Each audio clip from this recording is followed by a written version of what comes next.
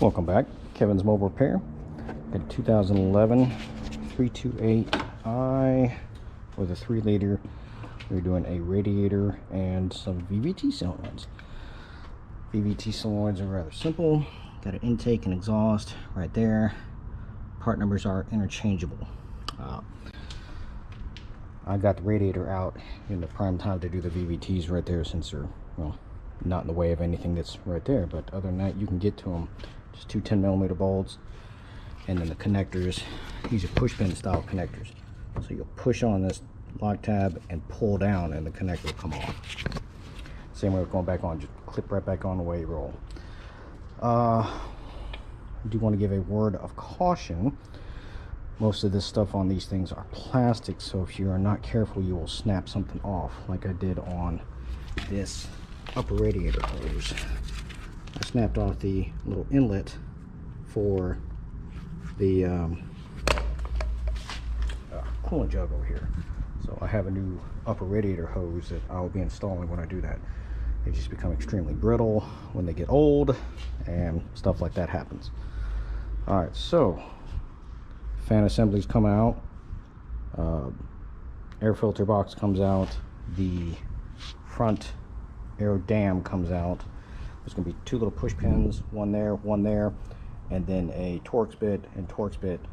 The back half right here will come out, the front half right here will come out, so you gain access to everything up top here. I'll take the Airbox out, so it gives me plenty of room with dealing with the oil cooler hoses and such like that. Do be aware though, when you take off the old hoses and stuff like that, they do have an O-ring on there, so you want to make sure that O-ring stays in there or you're replacing it. If not, it will be a source of a leak. Now, these little clips right here, you pull it and then you can walk it loose. I like to spray some PB Blaster, WD-40, whatever kind of stuff you like in there. That'll help loosen up the seal, so when you pry on it, it comes off and it also doesn't rip the seal.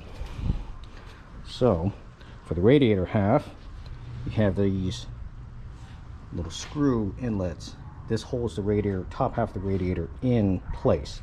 It pushes down on two little bars and it holds the actual radiator in place. The condenser, Torx bit right there.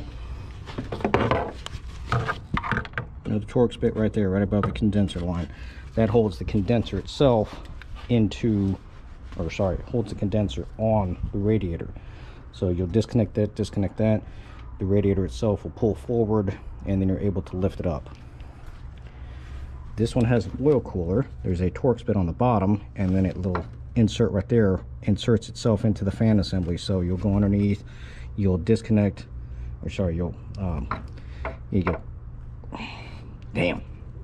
you'll take out the screw, that will pull away. Then you have one hose with one Torx bit that goes right into the bottom half. You can kind of see right there. That's for the other side of the oil cooler, where it goes into. Same thing, it's got a little O-ring on there. That one looks good. Just make sure you're either A, replacing it, or the one that's going back on is good, so that way you do not have a leak. Fan assembly comes out. There is a little clip right here, and then this one just pulls out, but this one right here, you'll pull up on the clip and then it'll extract out. Disconnect your main fan wire. Whole fan assembly will come out. It's easier to take the upper radiator hose off too, because then that way the fan assembly will come out with no issue. Let's see, what else do we have? There's not too much more. You want to make sure that the little clips and stuff like that go back on if you take them off, or if they go and they go flying, make sure you find it and you're able to put them back on. Otherwise you'll have a problem. Here's a good picture of, see how this plastic right here starts to deteriorate? That's what it looks like. It cracks around the edges, like this one right here. That's where it was leaking at, right there at the connector joints and stuff like that. So just old age, it happens. Plastic and metal, the metal will win every time. All right, there is a bleeding procedure, which I'm pretty sure a lot of you have known already. I will post a video of the bleeding procedure, but it's pretty much all over YouTube, but I'll do it on this half anyways when I get done filling everything up and such. You do want to use the correct coolant in this, because this has an electric water pump. There's chemical properties inside this coolant that help lubricate that water pump. If you put just plain Jane coolant in there, it will likely make that water pump fail within about a year. I've seen it quite a few times.